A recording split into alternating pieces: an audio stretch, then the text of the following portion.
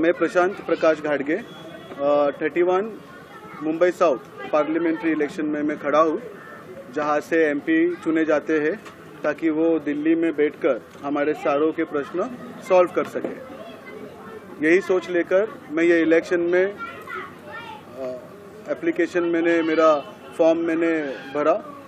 उस वक्त भी ऐसा कुछ तमाशा वहाँ पे ओल्ड कस्टम हाउस के परिसर में हुआ और मुझे फॉर्म भरने नहीं दिया जा रहा था। वो भी आप लोगों ने उस टाइम पे वो महसूस किया होगा। ये इसके बावजूद जब भी इलेक्शन डेट रिटर्न फॉर्म का जो आया 6 तारीख को 3 बजे तक फॉर्म रिटर्न लेना था और 4 बजे का उसका आचार संहिता का बारे में बताने का आरओ और सब बड़े बड़े ऑफिसर्स एंड कलेक्टर्स वहाँ पे आए थे और 3 बजे चिन्ह वाटप और कौन सा चिन्ह है उसका डिस्ट्रीब्यूशन था, जो मेरे लिए बहुत इम्पोर्टेंट था। चिन्ह कोई भी हो, हमें 3 चिन्ह देने का उन्होंने बोला था और उसमें से जो भी है गवर्नमेंट डिसाइड करके देगी। पर वो उस टाइम पे उस प्रक्रिया में मुझे वहाँ पे जाना था और उस टाइम पे यामिनी जाधव उनके पोस्ट होल्डर विभाग प्रमुख है, वो उनके माध्यम से मेरे को इन्होंने शिवसेना शिंदेगढ़ इनके सचिव मेरी पार्टी सेक्रेटरी इनसे इन्होंने मेरी फ़ोन पे कन्वर्सेशन किया और वहाँ पे इन्होंने मुझे खरीदने के लिए हम पैसे देने की बात की। सेकंड, तुम हारने वाले हो ऐसी बात की, तुम जीत के क्या करोगे, उससे अच्छा तुम हमें सपोर्ट करो। प्लस वो जो जीता जो खड़ा है वो जात का अपने जात का बंदा नहीं है और जात का है, तुम हमारे जात के हो और इसीलिए खड़े रहो। मैं को खासदार या कोई भी खासदार बने वो क्या किसी से एक ही जात का होना चाहिए क्या? उसका जाति नहीं होना चाहिए। हाँ, सब कास्ट का रिस्पेक्ट करना चाहिए, वो अलग बात है। वो कास्ट के जो प्रॉब्लम्स है, कास्ट सर्टिफिकेट बनाना, ये सारे चीज उस पर आप बात नहीं किए, जात की बात किए और बोले वो बाहर का जात का है, कोई भी कैंडिडेट हो, ऐसा मुझे बोलना ये गलत है। जात के ऊपर बोलना उस कॉन्वर्जेशन में जितना भी ये कन्वर्सेशन में जितना भी चीज वहाँ पे हुआ, ये सारे चीज में आचार संहिता का पूरा तरीके से उल्लंघन हो रहा था। क्योंकि उसी घटने के बाद 4 बजे की जब आरओ यानी कि अपर कलेक्टर जिनको हम फॉर्म भरने के टाइम पे उनको देते हैं और उनके थ्रू से वो प्रक्रिया में हम चुने जाते हैं इलेक्शन प्रक्रिया में, और उन्होंने ही बताया कि इस तरीके से बोलना, पैसे देना, ऐसे बात करना, ऐसा ये करना, खास करके जो भी कैंडिडेट्स के प्रतिनिधि है या जो भी है। तो एक पार्टी सेक्रेटरी ने बात की है, वो प्रूफ हो चुका है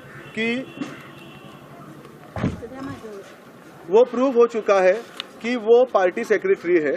उसके हिसाब से, उसके बायलॉज के हिसाब से, उसके एबी फॉर्म के हिसाब से जब भी उनको हमें 10 प्रतिनिधि देनी चाहते 10 प्रतिनिधि हमें देना होता है और एक पार्टी वाले को एक ही प्रतिनिधि चलता है। ये हम अपक्ष जो है इनका डायरेक्टली उनके साथ झगड़ा है और इस तरीके से उस एबी फॉर्म में सेक्रेटरी इनका सही होना चाहिए या उनको सही करना होता है। और ऐसे पर्सनालिटी के बंदे ने मेरे से कन्वर्सेशन किया, एफआईआर हुई, उस कन्वर्सेशन का मैसेज बहुत लोगों को गया, पूरे महाराष्ट्र भर ने ये ऑडियो वो देखा। पुलिस ने कफेट पुलिस स्टेशन और उनके सीनियर इंस्पेक्टर का मैं बहुत दिल से शुक्रगुजार हूँ, क्योंकि उन्होंने राइट टाइम पे राइट डिसीजन लिया। उन्होंने एफआईआर बनाया, उन्होंने प्रॉपर जो प्रक्रिया करनी थी पंच के लिए ये सारा चीज़ प्रॉपर किया। वो एक दिन में हो गया। उसके बाद एफआईआर आ गया, उसके बाद अरेस्ट अभी तक नहीं हुआ है। बेलेबल ऑफेंस है मैं मानता हूँ, पर कायदा एंड लॉ एक रास्ते पे रहने वाला जो भी एक गरीब बंदा है उसके लिए भी सेम है। और इस देश के राष्ट्रपति और प्रधानमंत्री जो भी बनेंगे, अभी एक राष्ट्रपति तो है, या जो भी प्रधानमंत्री बनेगा उसका भी सेम लॉ पे उसको जाना पड़ता है, कायदे से ऊपर ऐसा कुछ भी नहीं है। तो वो हिसाब से वैभव थोरात जो शिवसेना शिंदेगढ़ से सेक्रेटरी है, उनको डिस्क्वालीफाइड की प्रक्रिया में जाना होगा। उनके थ्रू से जो मास्टरमाइंड है यामिनी यशवंत जाधव, उनको एज अ मास्टरमाइंड उनके लिए वो हो रहा था, एक पार्टी सेक्रेटरी ने बात की है तो वो उस प्रक्रिया में डिस्क्वालीफाइड होना चाहिए। ऐसी मांग और ऐसी जिद बोले तो ये मेरा अधिकार है, हम करते तो क्या होता, 1 सेकेंड में हम जेल में होते, पर इनके साथ ऐसा कुछ नहीं हो रहा है। मेरा हर दिन ये लोग खा रहे। दूसरी बात, सॉरी बीच में मैं रोक रहा हूँ, पुलिस प्रशासन ने मुझे सिक्योरिटी दी है, आप देख सकते हो, और वो सिक्योरिटी 24 आवर्स हमारे साथ में रहता है, पर वो 20 तारीख तक रहेगा। उसके बाद क्या? तो ऐसे सारे मुद्दे को लेकर मैं आज सामने आया हूँ कि मुझे न्याय चाहिए। मुझे न्याय चाहिए मतलब कोई एक बंदा प्रधानमंत्री कौन बनेगा उसको जिताने के लिए हम इलेक्शन में कुछ लोग प्रचार कर रहे हैं। कोई लोगों को गद्दारगिरी किसने किया, पर वो गद्दारगिरी का नुकसान हम आम आदमी को मिला। 6 महीना महाराष्ट्र में सरकार नहीं थी, 2.5 साल सरकार ली, पर वो न्यूट्रलाइज सरकार रही। जुडिशरी सिस्टम काम कर रही थी, IAS ऑफिसर उस पर काम कर रहे थे, इनको मौका ही नहीं मिला। और 5 साल में जितने भी प्रकल्प, जितने भी काम होना चाहिए था, ये इनके बीच में मूवमेंट की वजह से सब काम रुक गया। 5 साल हम पीछे चले गए। इतने बड़ी घटना करने के बाद ये लोग इस तरीके से मीन प्रेजेंटेबल हमारे साथ रह रहे, ये सब गलत है। इसीलिए मैं आज इलेक्शन कमीशन के पास गया था, मिस्टर महाजन, उनसे मिला। उनसे मिलने के बाद यानी कि पुलिस स्टेशन ने पहला बोला था कि अभी इलेक्शन कमीशन का बात है, आप उनके पास जाइए। फिर सह्याद्री गेस्ट हाउस में जब भी मैं गया था, हमारा सब जो भी खर्चा हुआ है उसके लिए उन्होंने बुलाया था। मेरी कुछ साइन बाकी थी, उसके लिए मैं गया था। सुबह 12 बजे पहले पहुंचने वाले हाँ मैं उधर, और मुझे 7 बजे तक वहाँ पे इन्वॉल्व करते रहे। यानी कि मुझे 10 दिन हो गया, मुझे एक भी प्रचार करने मिला नहीं। फिर वहाँ पे मुझे गाइडेंस मिला कि जो कोड ऑफ कंडक्ट का जो भी डिपार्टमेंट है, ये हमने महाजन जी के पास दिया है, आप वही सब डिसीजन मेकर है। और आरओ तो सब डिसीजन पे उनको पावर है, पर ये है हम आज 2:30-3 बजे मेरे सुरक्षा बल भी साथ में थे, हम गए महाजन जी को मिले, उनको सब बताया कि पार्टी सेक्रेटरी के बंदे ने मुझे ये किया है और प्रूफ हो चुका है, उसके लिए FIR हो गई है। अभी आपको इसके ऊपर कोड ऑफ कंडक्ट का क्या आपने डिसीजन लिया? उन्होंने डायरेक्टली बोला कि आपका इशू बहुत बड़ा है and I am very small for it, I am too small for it. ऐसा वो उन्होंने बोल के मुझे एक मैसेज दिया है कि ये सारा चीज़ बहुत बड़े लेवल पे कोई भी रहे, ये सब कुछ होने वाला नहीं है। जो पावर में है, जो ऑलरेडी लोग समझ गए कि जो आज पावर में है वही आगे पावर में आने वाला है, और इसीलिए अपनी सीटें बचाने के लिए, अपने पोस्ट बचाने के लिए कंडक्ट ऑफ कोर्ट सिर्फ इंडिपेंडेंट कैंडिडेट्स के लिए है, ऐसा लगता है। तो ये सारा चीज़ है। मैं कुछ अभी डिसीजन लिया है मैंने, वो मैं आपके सामने डिक्लेयर कर रहा हूँ। पर उसके पहले एक मुद्दा मेरे पास, मुद्दा उछला ये एक फेस का गोनी भर के मुद्दे हैं।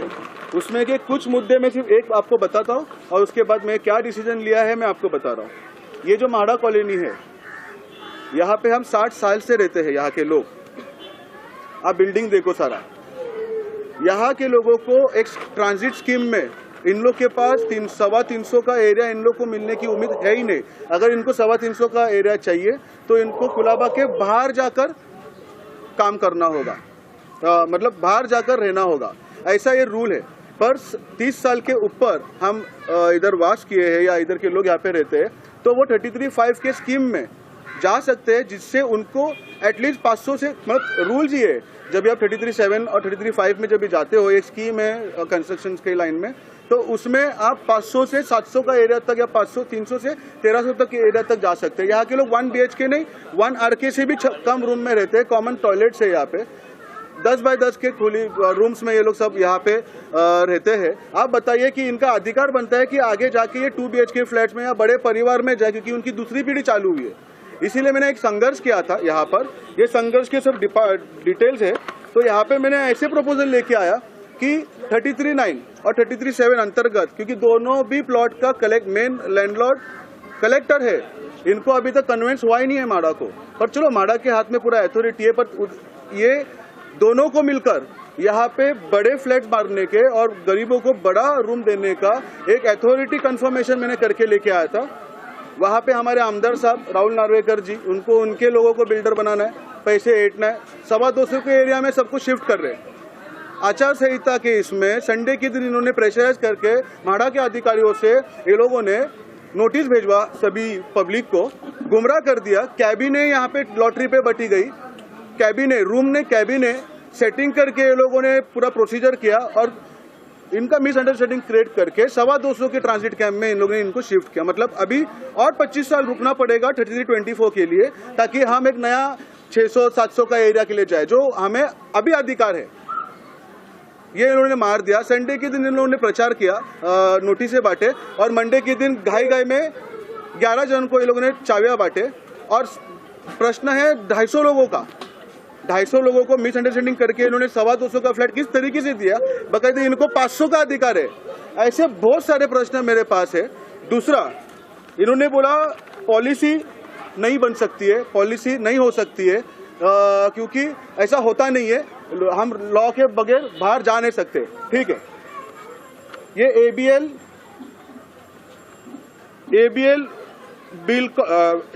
बिल्डकॉन LLP, ये अविनाश भोसले जी जो है ना, अभी किधर प्रिजन में है कि बाहर है पता नहीं, बांद्रा में म्हाडा का SRA स्कीम, म्हाडा का स्कीम इन्होंने कमर्शियली ABL को दिया 33(9) के, इसमें 100% इंसेंटिव के साथ प्लस 35% एडिशनल।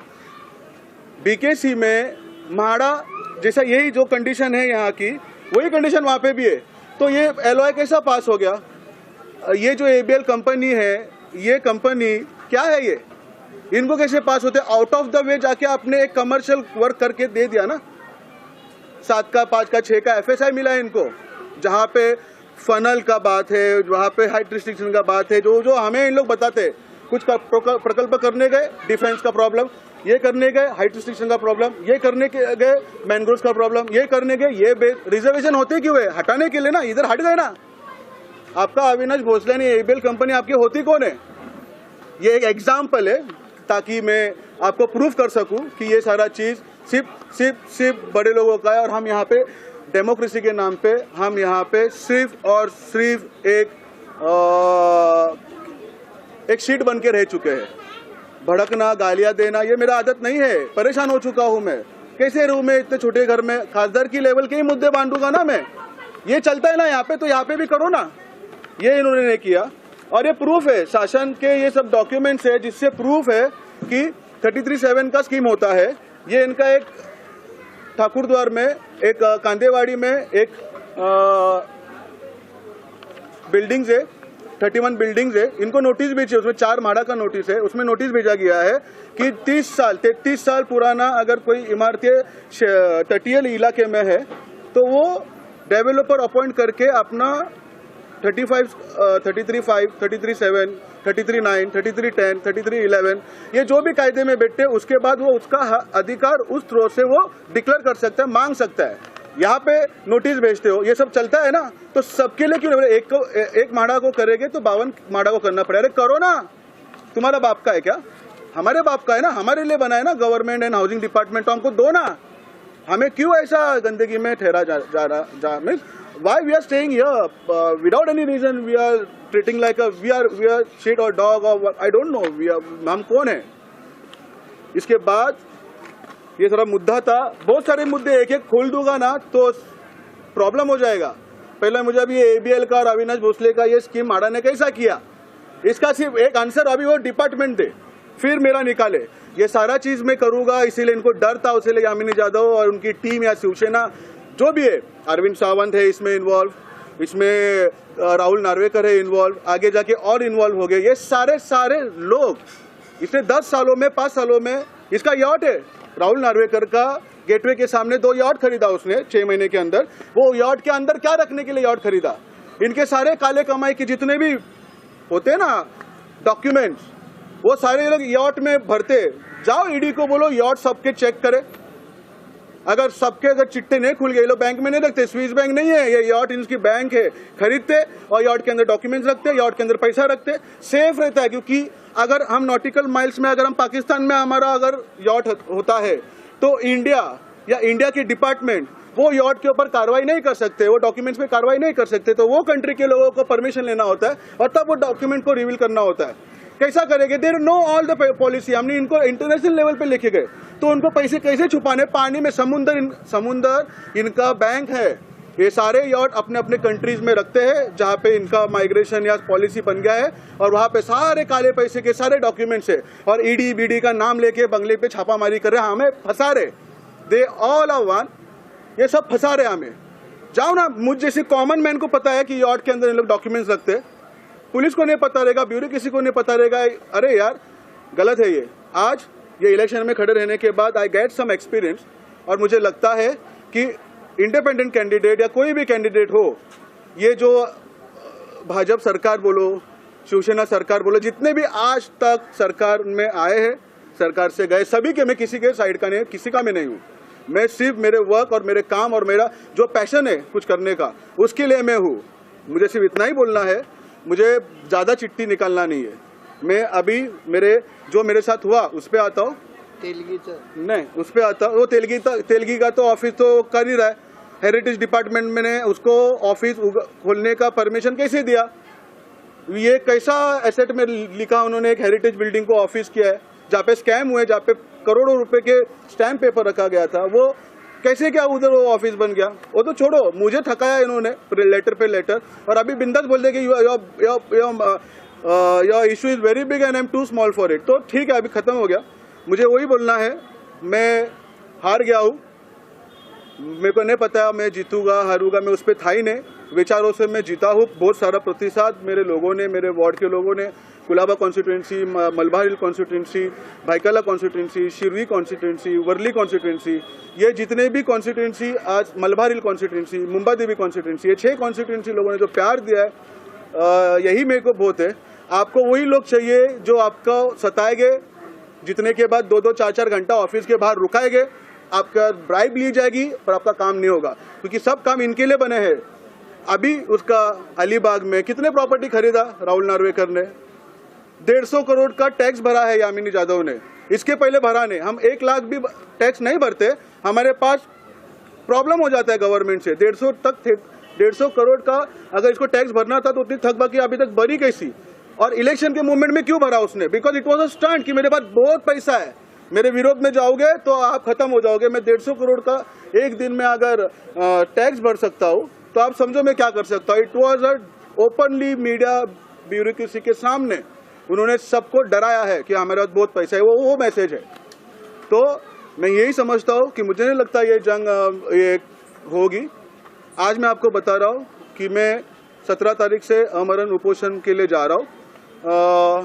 मुझे मेरा 10 दिन खराब कर दे, मेरा प्रचार ही नहीं हो पाया, मेरा कुछ भी नहीं हो पाया। अभी भी पुलिस कोर्ट ये कचहरी ये कर रहा हूँ। अरे 10 दिन तो फेयर गेम खेलते यार, वो भी नहीं उन्होंने करने पाया। आई एम सॉरी सभी को, मैंने कुछ प्रयास किया था कुछ नया करने का पर हो नहीं पाया। आई एम वेरी सॉरी। इनको वैसे भी सीट पीछे लेने का था ना। मैं डिक्लेयर करता हूँ, मैं सिस्टम, इलेक्शन सिस्टम, ये जो सिस्टम एज अ कैंडिडेट मैं हार चुका हूँ।